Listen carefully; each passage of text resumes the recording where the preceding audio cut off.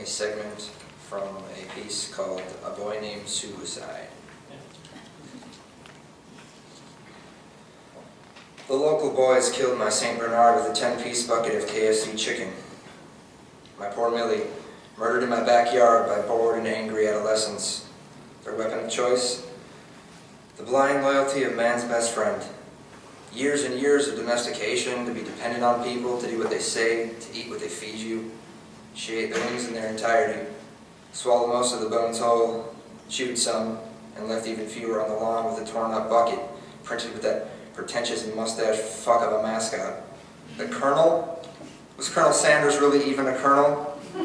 Maybe if he did his job and worked on war strategies instead of frying chicken all day, my dog, and probably quite a few soldiers, would be still alive today, and happy.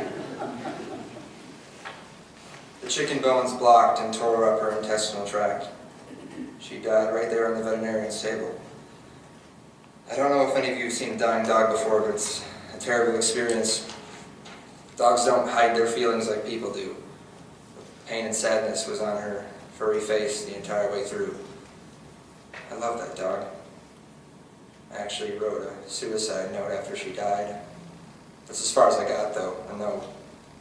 Crumpled it up and tossed it in the trash. Those boys killed her on purpose. Not to hurt her, but to hurt me.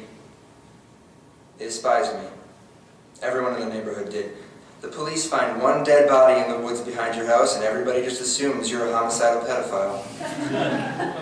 Of course I'm not. I wasn't convicted or even officially accused, but they never found the real killer, so I'm the shut-in that got all the dirty looks, the cold tension, the unfounded hate. Those boys killed the last thing I loved. I call them boys only because of their lack of maturity. They were actually young men at that time. In fact, a week before they killed my dog, they beat me up at a bar. Didn't have the common decency to let me put my eyeglasses away first. I drove home with the orbital bone bruised and one lens missing from my center frames.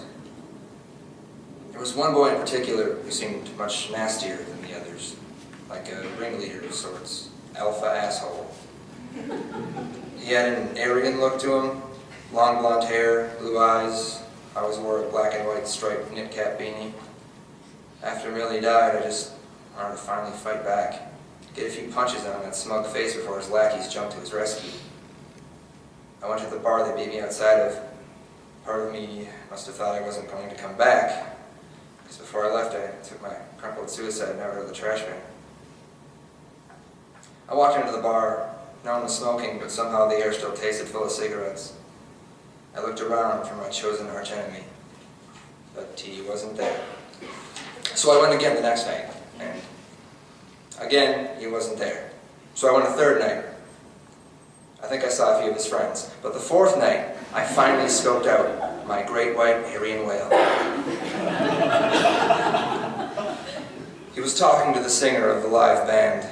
They were broing out, as the kids call it. I was about to approach him, say something snarky to rile him up, like, how many blonde douchey bros does it take to screw in a light bulb? 3. One to stand on the stool and turn it while the other 2 clap like monkeys and tell him how buff he looks. My guess is that wouldn't have worked anyway. Thankfully, my poorly constructed joke was interrupted by the singer who, in a simple, single show of affection, put a hand on the asshole's shoulder.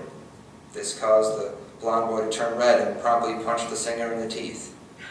It looked like before it happened, the singer said, "Hey, can I buy you a drink?" Or, "Hey, let's get a cup of coffee together sometime." Maybe he said, "I think you're a cool person." But maybe he said, "Why don't you fuck me in the back of my carpeted tour van?" What he probably didn't say was, "Hey, I think you're a smelly fuckwit, punch my face." The singer fell to the floor, the blonde boy called him a faggot, and then he stormed off, which inspired me to bring a 9mm with me to the bar the next night.